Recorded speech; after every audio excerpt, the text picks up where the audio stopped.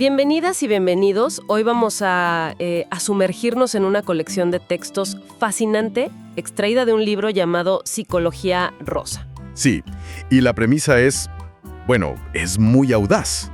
Totalmente. Propone deconstruir el poder y la influencia femenina a través de arquetipos, de figuras históricas, míticas. Pero ojo, que no se trata de biografías, ¿eh? Para nada.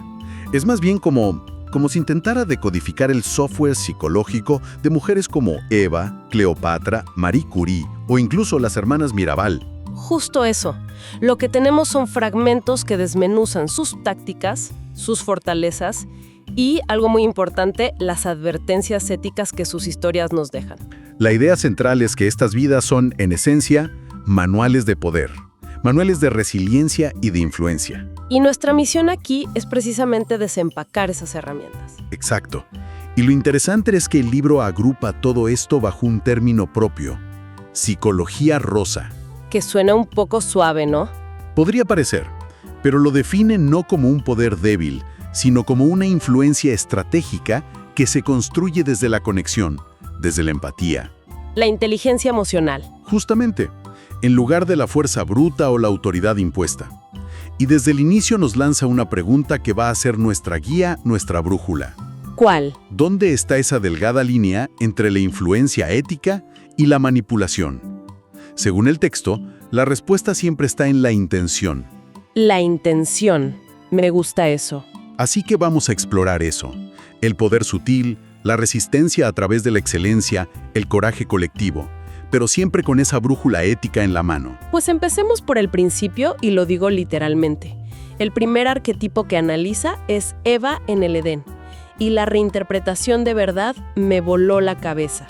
Es que es muy provocadora. Dice que no es la historia de una caída, sino el primer manual de psicología influyente. Sí, es que el análisis se centra en que Eva no usó la fuerza. O sea, no hubo coerción. Utilizó lo que hoy llamaríamos poder blando. Y el libro identifica 3 herramientas clave que usó. La primera la llama la palabra insinuante. Exacto. No le dijo a Adán, come la manzana. No, le planteó una posibilidad, le sembró la duda. Le sugirió una idea. Y la frase que citan es perfecta para resumir la táctica. La D, ¿no te pica la curiosidad por saber qué pasaría si? Es que es una pregunta que abre la mente, no una orden que la cierra. Y esa es la esencia del poder rosa del que hablábamos. Luego está la segunda herramienta, el imán de lo prohibido. Uf, esa es buenísima. Transformó una restricción, un no harás, en una oportunidad irresistible, de conocimiento, de ser como dioses. Le dio completamente la vuelta a la narrativa. Y la tercera, que para mí es la más potente, es el capital emocional. Totalmente. Usó el vínculo, la confianza que ya existía entre ellos. La persuasión, argumenta el libro, nace de la conexión, una sugerencia de alguien en quien confías. Se considera. Y justo ahí es donde el libro nos aterriza de golpe. Con la advertencia ética. Exacto. Inmediatamente después de explicar este poder, te lanza la pregunta: ¿estoy sembrando una idea para que el otro florezca o para que cumpla mi voluntad? Uf, qué pregunta. Es que ahí se define todo, ¿no? Es la diferencia abismal entre inspirar y manipular. Y bueno, si hablamos de maestras de la influencia, el texto nos lleva directamente a Cleopatra. Ah, Cleopatra. Y la forma en que la describe es casi cinematográfica. No se enfoca tanto en sus logros políticos, que fueron enormes, sino en su dominio absoluto de la percepción. Es que el libro profundiza en eso. Explica que no era vanidad, ¿sabes? Cada aparición pública era una estrategia calculada. La anécdota de cómo se presentó ante Julio César es brillante. Buenísimo. No pidió una audiencia, no esperó, se hizo entregar enrollada en una alfombra como si fuera un regalo. Rompió por completo el protocolo. Se aseguró de ser inolvidable desde el segundo 1. Con ese solo acto comunicó audacia, creatividad y que jugaba con sus propios reglos. Y luego está lo de Marco Antonio. Lo de la barcaza dorada, vestida como la diosa Afrodita, con música, incienso, más texturas. Precisamente. Y la lección moderna que extrae de ahí es el blending personal sensorial. Nos invita a pensar menos en qué voy a decir y más en cómo voy a hacer que se sientan en mi presencia. Es el arte de la influencia ambiental, entonces. Exacto. Aunque me pregunto, ¿no había un riesgo en todo ese teatro? ¿El riesgo de ser vista como, no sé, como frívola o de que no la tomaran en serio? Es una pregunta excelente, y el libro lo toca. El riesgo era real, claro, pero Cleopatra lo mitigaba con una inteligencia formidable. Hablaba múltiples idiomas, era experta en matemáticas, en filosofía. O sea que la puesta en escena era la puerta de entrada. Justo. Una vez que captaba tu atención, te desarmaba con su intelecto. La teatralidad sin sustancia es vacía, pero combinada con una preparación impecable, es una herramienta de poder inmensa. Es increíble el poder de la percepción. Claro, cuando tienes los recursos de una reina. Pero, ¿qué pasa cuando no los tienes? Cuando el mundo parece estar en tu contra. Exacto. Ahí el texto nos lleva a otro tipo de poder. Uno que ya no se basa en la seducción, sino en la pura y dura resiliencia. Y el arquetipo central aquí es Marie Curie, a quien el libro llama la científica de su propia vida. Su historia es conocida, pero el análisis psicológico es fascinante. No solo fue el descubrimiento del polonio y el radio. Fue hacerlo en un mundo académico que era violentamente sexista, donde constantemente se oía eso de fue Pierre, no ella. Y encima, la tragedia de la muerte de Pierre. Su esposo, su compañero científico, pudo haberse derrumbado. Pero en lugar de eso, siguió adelante y ganó un segundo premio Nobel, esta vez, ella sola. Es alucinante. Y la frase clave del análisis es esta: su excelencia fue su escudo. Me encanta esa frase porque es muy precisa. Ella no perdía el tiempo discutiendo con los prejuiciosos, no entraba en ese juego. Simplemente respondía con resultados. Irrefutables. Sus logros hablaban por ella con una fuerza que ninguna palabra podía igualar. El texto la presenta como un modelo de autosuficiencia emocional. Claro, no buscaba la validación de un sistema que la rechazaba, sino que creaba su propia autoridad. A través de su trabajo, exacto. Totalmente. Pero, a ver, el texto también nos plantea una pregunta un poco incómoda a través de su historia, ¿no? ¿Es justo que la excelencia sea el único camino para ser escuchada? Es un punto crucial. Es una estrategia reactiva, forjada por la necesidad. Y este patrón se repite. Pensemos en Sor Juana Inés de la Cruz, a quien la fuente apoda la guerrera del conocimiento. Su estrategia fue distinta, pero con la misma raíz. Entró a un convento no por devoción religiosa, sino porque era el único lugar donde una mujer de su época podía dedicarse al estudio. Me imagino lo que sería esa celda. No era una prisión, era una fortaleza intelectual. El libro dice que tenía más de 4.000 libros. 4.000.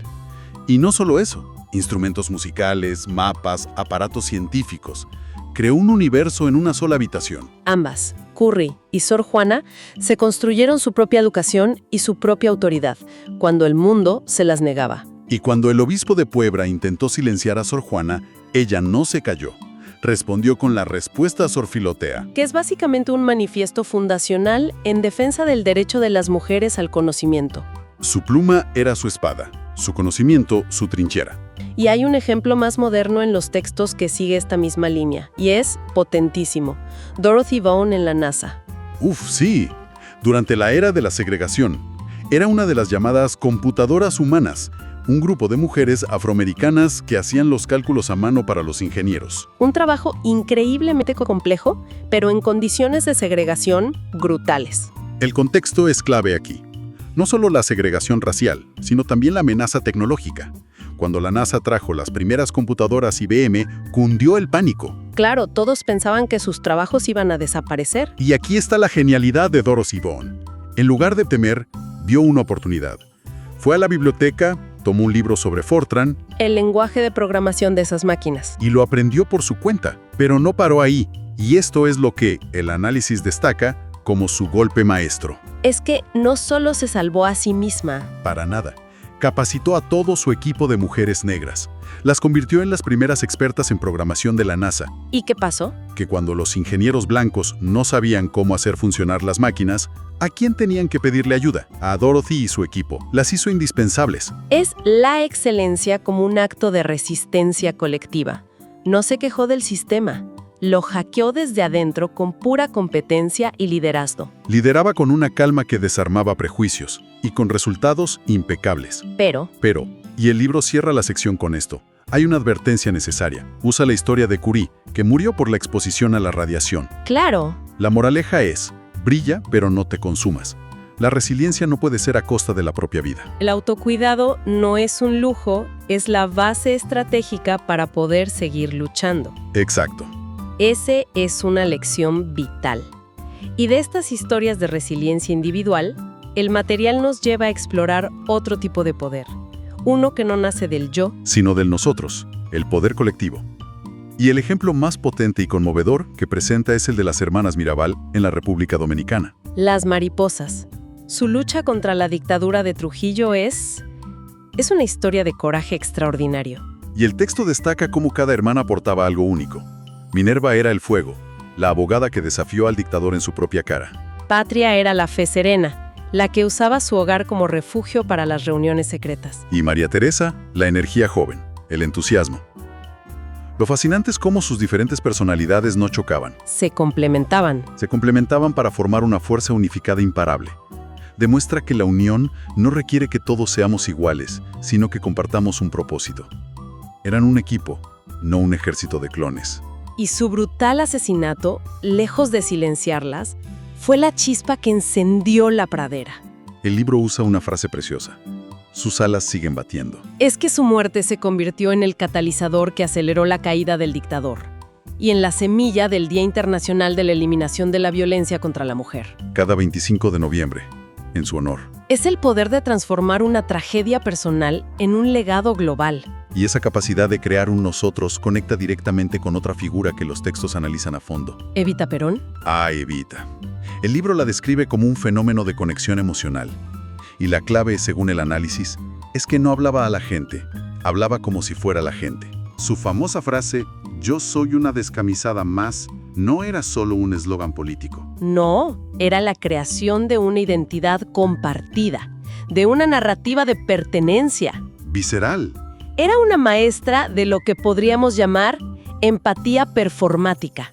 Y su poder residía en una táctica que muchos líderes evitan a toda costa. Mostrar vulnerabilidad.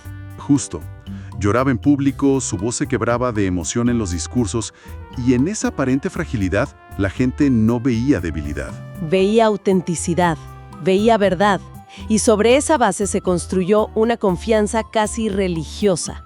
Es una forma de liderazgo que no se apoya en datos o en lógica, sino en la capacidad de hacer que cada persona en una multitud se sienta vista, escuchada y comprendida. A un nivel muy profundo. Absolutamente. Pero de nuevo, el análisis no es ingenuo.